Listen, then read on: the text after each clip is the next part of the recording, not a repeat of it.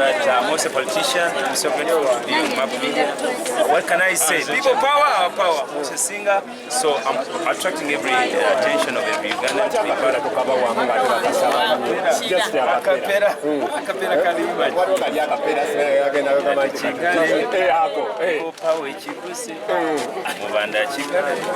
So, ladies and gentlemen, my name is Eddie Awe, and I'm so happy to be part of you.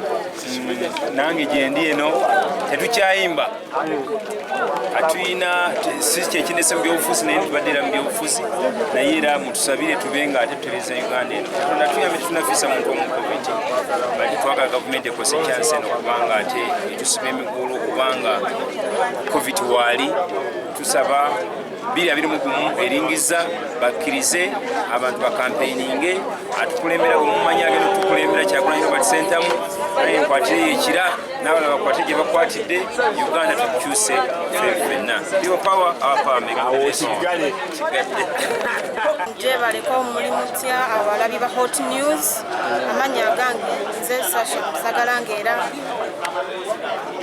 kansoke nganze omwe ayagala okusimbawo mu kifo ekimu kansoke n'ebya scientific elections ekintu tukigaana era tukivumirira kubanga tetugenda sobola tuka ku balonzi baffe kuba abantu abamu ayagala nakulonda nga akulabyeko naye bw'ogamba tukolere eno ku mitimbagano abamu tebalina mitimbagano abalina obusimu nga si mu intaneti abalina radio abamu tebalina TV ate ne opportunity nga ffe bakansala tuyinza obutafuna opportunities zituuka ku mpewo ekyo singa asalawo n'alemerako ku ekyo nalaba kyekitaasa eggwanga talina kukyusa mugenda biva mubi tusabe at least emergency tubireke ebyokulonda omwaka ogujja tulonde nga ng'embeera eteredde kati wesimbyeo nga ki nyesimbyewo nga kansala Kazangola sooka abantu bobabulire biki byoteekateko bakulya singa bakuwadde akalulu ka babasuubiza ebintu bingi nnyo bingi bye babasuubiza naye era byenja okukola bajja bbira babbireko oli agenda okuwa akalulu ke ng'amanyi ono kansala muwa lwansonga newetya n'ekyenjawulo kyasinga ono aliwo omanyi abantu baffe kati ezesinga geto emyala giba mikyafu bayokolera okubagogoolera enzizi amazzi ago tegaba mayonjo ebiseera ebisinga ebintu kale ebitonotono byensobola okukola tyasobola okubikola kati weteeseteese otya 2021 akalulu singa bagala tebalina kasazaamu kalina okubeerawo wewetegese otya simanyi maybe we banabo bakiremeddeko njagulayo kino ekizindaalo ntamu nga ntambula nga bwensaba oyise enjiri okukizindaalo obutasobola kukuŋŋanya abantu wabula oyitemu nga mbuyisi neyitiremu nga nsese kino naye enkola eba tesobola kusasanya bulwadde kale kansala women power basebo ne banyabo ekitulese ensonga z'ogeddwa twagala buyinza mu mazima n'obwenkanya ekyo kye tugenda okukola nga tugoberera constitution ya Uganda olwaleero Uganda ne bannayuganda beetaaga okulaba okukyusa obukulembeze obutalimu kuyiwa musaayi kyekigendererwa kyaffe tetugenda kukkiriza n'omulundi n'ogumu okutukugira okwogera eri abantu kubanga abantu beetaaga okulonda omukulembeze nga bategedde ebigendererwa bye nga bategedde ne byagenda okukola tubagamba tujja kubatuukako buli nsonda bannamasaka mbagamba weetuli twakkiriza okugoberera Robert Kyagulanyi nga people power our power people power ate mwe bannamasaka muli bamukisa kubanga musajja mujja mulaba ng'ayitawo kuyinza n'obutamutuusa masakaambo nti muzeeyi weeraba Let me invite the Honorable Latif Sebakala Sengendo. Honorable Latif Kuto, ye imaamu wa Parliament. Kakati sebo n'otubuulira kuba amasinzizo kyayagala okubeera nga magali.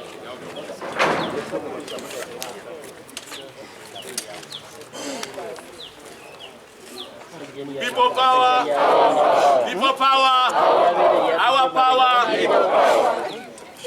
Your Excellency, Honorable Robert Kyagulanyi Ssentamu, our distinguished leaders and the press. Assalamu alaikum wa rahmatullahi wa barakatuh.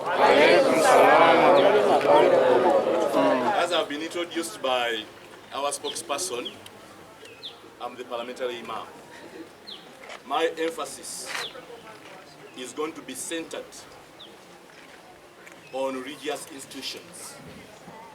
Our motto is for God and my country. There is no any justification whatsoever to continue locking our houses of worship. There is no any justification whatsoever for locking up or continuing to lock up our houses of what? Worship. I know, fellow Ugandans, that if they can allow buses to transport people, passengers, for 40 passengers in a bus for 11 hours going to Kisoro or Arua, why can't they allow Sunday services that are conducted in 1 hour? Mosques on Friday, our maximum in 30 what? Minutes. There is no any justification, but the justification is Museveni's what? Justification.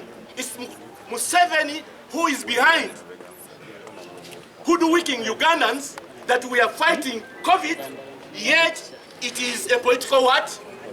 Move. We cannot allow, and I'm calling upon our religious leaders, the Interreligious Council. You are so silent. Please wake up.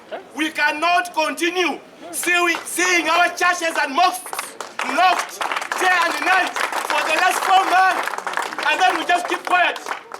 When you go to Chikubo, when you go to Owino, when you go to Parliament, when you go everywhere, what is really that behind locking our houses of what? Worship. I believe that the houses of worship can observe the guidelines more effectively than any other person. I know on Sunday we have church service, we have Sunday services. Most of the churches have two services. They can even say we're going to have 4 what? Services. Each services that we are supposed to attend maybe 200 what? People. And on Friday, the mosques can also accommodate that if the mosque is full as per the guidelines, then outside there, they are ready to pray from anywhere else altogether. Therefore, on behalf of People Power and as the parliamentary imam, we are urging President Museveni to open up our houses of worship today, not even tomorrow, immediately. Secondly, there is no justification for continuing really denying our brothers, the border riders. We know that the most important luggage for the borders are the passengers. If you can allow a bus to carry 40 passengers for 11 hours, why don't you allow a border to carry 1 passenger for 20 minutes, for 1 hour? What's the justification? So on behalf of People Power, we are saying border must carry what? Passengers. Because we know we have 1 million borders, 1 million people who are in the border industry. And behind them, they have 9 million to look after. So you cannot deny border access to their basic needs from March up to today. What is the government doing about borders? For us, we are saying borders should be allowed to carry passengers from today. Ebigambo basewo ne banyabo tetujja kusobola kukkiriza njogeranga imamu wa parliament tifa abali masinzizo kubanga bannayuganda moto yaffe egamba kulwa Katonda naki tetusobola kukkiriza amasinzizo gaffe amakereziya amakanisa emizikiti kigaddwa emyezi 4 miramba nga kigaddwa otuwa nsonga ki ng'okkiriza baasi zitambuza abasaabaze 40 okumala essaawa 11 ogenda ekisolo oba ogenda mu Arua naye ng'ate abagenda okusaba katugambe ku Sande balina services 2 buli service emala ssaawa ki ssaawa emu abo ne bagenda era mu ngeri y'okwogera okugamba nti waliwo social distance bayinza n'okugamba nti kakati tugenda kukola services nnya abantu 2 nga bakola ki nga bagenda n'olwekyo tugamba amasinzizo emizikiti amakenzi amakanisa tewali nsonga yonna okujjako ya byabufuzi birina okuggulwawo abantu bakole ki basabire eggwanga lyaffe tufune akalulu nga si ka sayansi akalulu nga kamazima nawekanya ng'abantu bakola ki ekisembayo bodaboda tolina kusobola kummatiza ababodaboda bafa emiliyoni namba bavuzi ba bodaboda emabega waabwe balina miliyoni 9 zebalabirira gavumenti evangayo okubalabirira tugamba omugugu ogusooka ku babodaboda mugugu wa musaabaze pulezidenti oli mu nsi yiyo mubatwale kago yaani nga n'emmotoka zaateebwa ne takisi zikola ki n'olwekyo tugamba ababodaboda bakkirizibwe okutambuza abantu olwaleero okugamba nti ebyokugamba nti ababodaboda bagenda kusasanya obulwadde ebyo byabufuzi bwoba okkiriza emmotoka kiba kisibawalinze bwerida kulwakatonda n'ensiimu yange Bobi Kyagulanyi ye pulezidenti waffe Strictly stick to a minute, otherwise then we shall not be able to have you because you are running out of time. So what you will do, you speak in one language of your preference in strictly a minute so that we're able to run quickly and get out of this place. The person I'm going to invite next, I love this man, and the reason I love him is one, he is a card-holding member of the NRM, an MP on the NRM ticket for that matter, but he's interested in change. He says, I am NRM, yes, but I want change. I want a better country also. And we'll encourage you folks out there that whenever you see NRM people, let's not push them away, let's draw them close. Because a number of them are frustrated too, and they want change. Honorable Patrick Samba, please speak to us. People power, our power. Our power, people power. People power, our power. Yakwewola ebigambo bya Lord Mayor Elias Lukwago. Tibana omusajja atujoze nnyo. Museveni atujoze nnyo. Era bannayuganda ejjoogo lino saba muliko we buli munnayuganda akowe ki? Ejjoogo. Tosobola kuyita electoral commission y'eggwanga mu nnyumba ewuwo n'obagamba akalulu mukateeketeeke bwe muti. Eryo jjoogo eritasaana bannayuganda buli omu waali ekintu ekyo kirina okukola ki? Okunyiiza. Bannayuganda baafaayo nnyo wano nga covid ne bafaayo nnyo okukuuma buli kintu, amateeka ne bagakuuma, bagenda okuzuukuka nga kumbe abakulu bali mu jjoogo. Ensimbi bazibakuŋŋaanyizaako, ezaakuŋŋaanyizibwa gundi komiti eno zaalagawa biliyoni ne biliyoni, bannayuganda mumanyi ezaalaga ezo zonna tezimanyiddwa. Kyokka ate waliwo sente ezaali zirina okukola mu quarter 4 mu institution za gavumenti zonna, ezo zonna sente babbanzibe. Teri district yazifuna, teri ministry yazikola ki? Yazifuna. Tebaakoma okwo ne bagenda mu maaso ne beewola biliyoni ne biliyoni za sente zonna babbye ki? Babbye enzibe. Bali mututwala maaso n'okutujooga. Bannayuganda abatakoowa jjoogo mwabaki? Ejjoogo likome, ejjoogo likole ki? Likome. Ntegeeza bamemba ba NRM, ntegeeza bamemba ba NRM, gwali eyo ng'owagira ekibiina kya NRM tetukwatangako contract nti Museveni alina tufiirako. Contract tetwakwata yali ya kibiina kya byabufuzi. Ebyo bye muddako nti Museveni ye NRM ebyo biki? Bifu. Abakuleeta Mubende mbeebaza kuba kino mwakitegedde. Kuba kuleeta Mubende abawagizi b'NRM bangi olwalo nga bawagirawo Honorable Robert Kyagulanyi Center. Era bakuleeta Mubende, Kiboga, Kasanda, Mityana mwongezeemu amaanyi bulijjo gyasinga okujja obululu obuki obungi. Kati omulundi guno naffe tugenda kwebeereramu tukooye ejjoogo.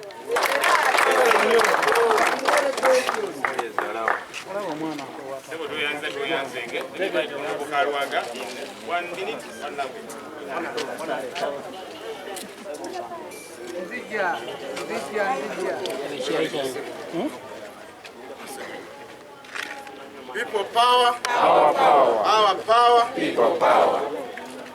Nga baganda boogedde byakwongerako ensonga bbiri. Esooka tulina ekizibu ky'amaanyi nnyo mu ggwanga lino nti abantu baffe bakulemberwa abantu abatabamanyi.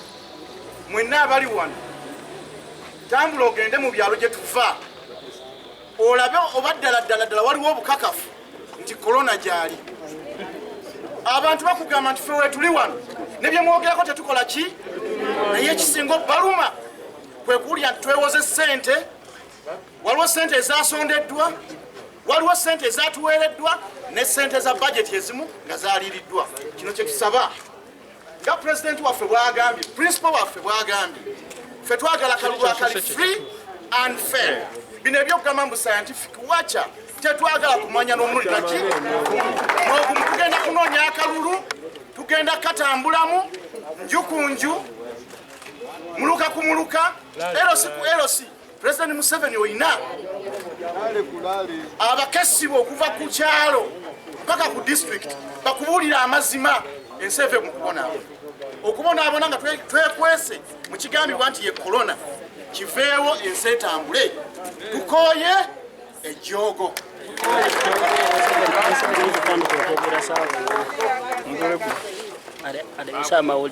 Kwerinda ifuna tubajjajjako emisitala omukulembeze wa informal sector esinze okunyigirizibwa mu ggwanga lyatuli ate nga aba informal sector Museveni mbu batera okugamba nti be bantu be kati kajja sajja lyabeene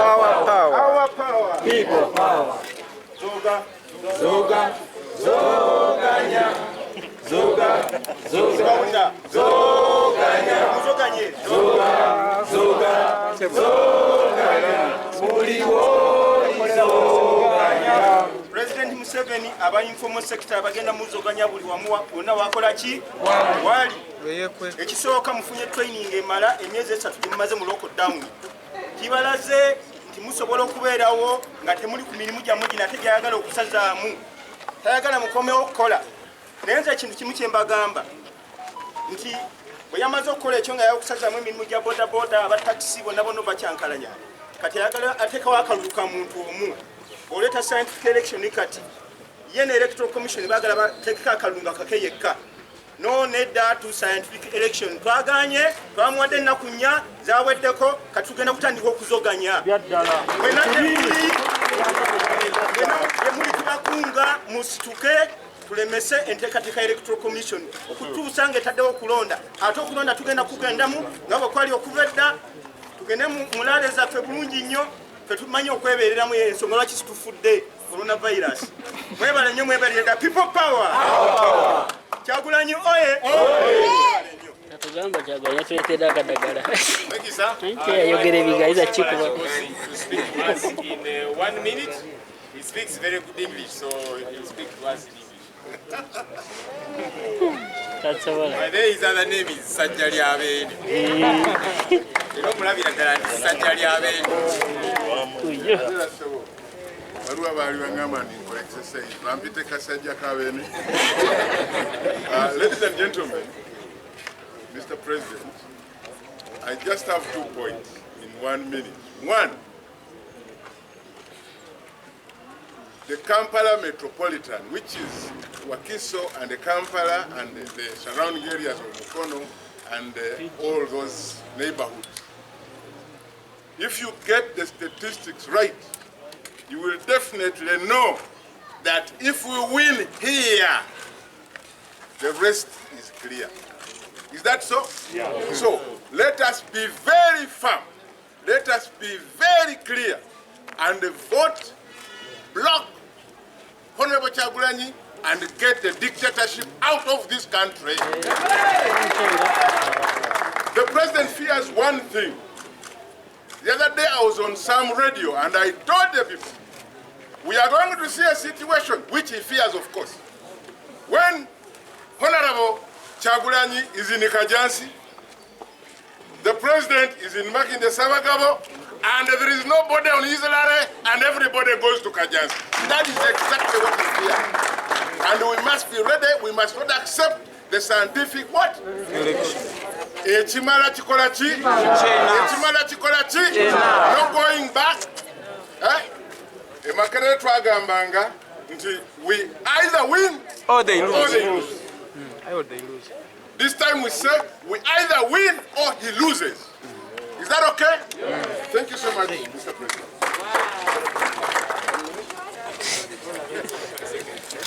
Thank you. I'll invite Honorable Aisha Kabanda. Aisha used to be RCC for Kampala. And she's interested in change also. Aisha, please come and speak to us. Speak for 1 minute.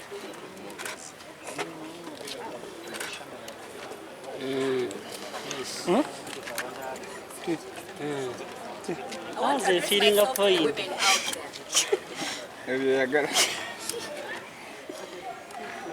Edita kutuma story ngatajira waneka tuwanabuza. Training for our children to ensure they get a better future. We've educated our children through thick and thin. You all know how expensive education in Uganda is. Unfortunately, NRM has shown us that they don't have a solution to the unemployment problem in the country. Our children have suffered through the informal sector to sustain themselves. Unfortunately, NRM is locking up everywhere. The taxes are too much for them to sustain themselves. The taxes, rather. I want to call upon the women that your children have risen up to fight against Yoweri Kaguta Museveni because they have seen that Uganda is not a good place for them. For us, the mothers, we are still down there sleeping in support of the same man that has denied our children a better living. I want to appeal to you, ladies. Please, let's rise up against this regime. Let's stop fighting the regime that has shown that does not have interest for our children. They don't have interest for the better future. They are here for themselves and them alone. I am here to tell you that the Uganda that President Museveni needs is a Uganda for him and him alone and his family. That's why many of us that supported him came to a time and said enough is enough and left the government. Our children are dying out there. The people, they are killing their children in demonstrations. Our children are demonstrating because they are saying enough is enough. And they kill them. Day one, day two, our children are being killed. And we are sitting back. Ladies, where are we? Where are we in this struggle? Can we get up and say enough is enough, please?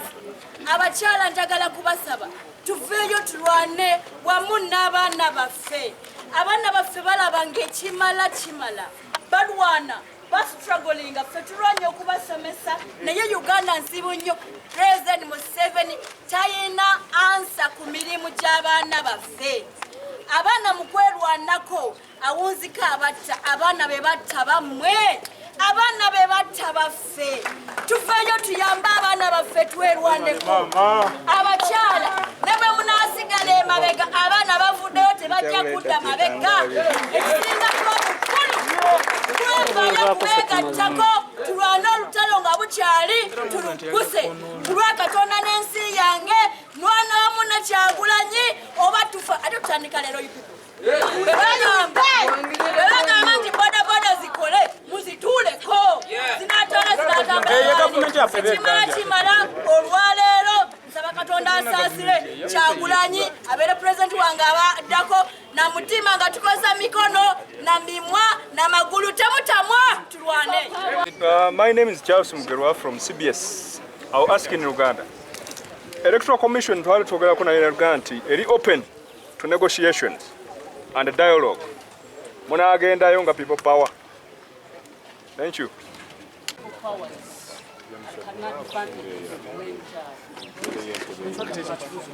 One stakeholder, Mr. Museveni, who is a potential candidate, and he gave them orders, and now here we are. Okay? So, if they are willing to listen to what we are telling them, we are telling them now. And if they invite us, we shall tell them the same things. Okay? But they hope, we hope that they can learn from this. The EC should stop shooting first and aiming later. The consultations should have happened first. You know, you first aim and then you shoot. But nonetheless, we are telling them now, we hope that we shall be able to appeal to their reason and they get to see sense in what we are saying. That all stakeholders, you know, we have aspirants for the presidency. these political entities, political organizations, religious leaders, CSOs, all those are stakeholders who should have been involved in this whole process. That should have happened at the very first step. But nonetheless, we are telling them now, we hope they can get to hear what we are telling them. Paul said that People Power has an advantage over social media. Oh yes, matter of fact we do. And we are still very tightly holding on to social media. But what we are saying as People Power is that it's not true that every Ugandan is actually on social media. There's many others that are not on social media and want to be able to reach out to them as well. Okay, and it's something we are saying for mainstream media. There's districts that you'll go to in this country. When you go to Amudad, it's a district in Karambuja sub-region. When you go to Kuko, it's a district in Sebei sub-region. Those districts actually do not get Ugandan signal for TV and radio. They get Kenyan signal for TV and radio. So when you say that we should be there on TV and radio, on social media, how about the others that are being left out? Majority of Ugandans don't have connection to the internet. So yes, we have those who are on the internet, but there's many others whom would like our message to reach out to them. And so it's important that we get to reach out to them. Chitone asked about Uchaban. Look, I think we are majoring on majors here and minoring on minors. Very quickly, mu Luganda, then Bito Mukulembeze, Charles yabuuziza nti akakiiko k'ebyokulonda kana tuyita okuwaya muko nabo nakiriza ffe awe twasookera nga tugamba nti akakiiko k'ebyokulonda ekyo kye kaalisookeddeko naye kagende ewa Mwami Museveni bwe tusuubira okubeera candidate bwe kabuuzaako ye actually yabawa order kati mukole bwe muti akakiiko k'ebyokulonda kaalibuuzizza ku bannaffe abalala ba stakeholders kuba tuli bangi naffe entebe wa president tugyegwanyiza ebibiina by'obufuzi bwebiri bannaddiini CSOs n'abalala abo bonna ba stakeholders akakiiko k'ebyokulonda we kaalitandikidde awo buli omu ne kafuna endowooza ye era endowooza zaffe twali zibawadde naye weewaawo ne kaakati tubawulira endowooza zaffe oba n'atuyita tuli beeteefuteefu tujja babuulira be tubabulira kaakano era katusuubire nti endowooza zaffe bajja ziteeka mu nkola kubanga Museveni si munnayuganda yekka omu ku bannayuganda miliyoni 40 n'okusobamuko so naffe endowooza zaffe za mugaso. Paulo yagambye nti People Power erina enkizo ku bannabyabufuzi abalala oba ebibinja by'obufuzi ebirala mu mitimbagano social media. Ekyo nno kituufu era tweyanza bannayuganda okubeera ababuufu ne bavaayo ne batutula ensonga zaabwe ku social media naye tugamba nti waawo social media twagiwamba naye ali tulina bannayuganda abalala abatali ku mitimbagano abatalina internet abatalina masimu gano ge tuyita smartphone kati abo nabo twagala enjiri yaffe twagala obubaka bwaffe bwatuukeko tetwagala kukoma ku bano bannaffe abali ku social media so ne bali nabo tubeetaaga tubabulire ensonga zaffe baziwulire nga Mwami Museveni naye ababulire ezaabwe bannayuganda be bajja osalawo Mwami Museveni alekerawo okufuna akatengo bannayuganda buli omu ababulire ayanjule ensonga ze bo bajja kwesalirawo kwongako. Omukulu kitone ekyo nakizeemu nti munaye twagala kusigala nga tuli ku mulamwa ensonga ezitalina nnyo makulu ate twagala tuziwe nnyo amakulu tuli ku nsonga za byakulonda. Dr. Kyagulanyi, invite you to respond to Tina's question and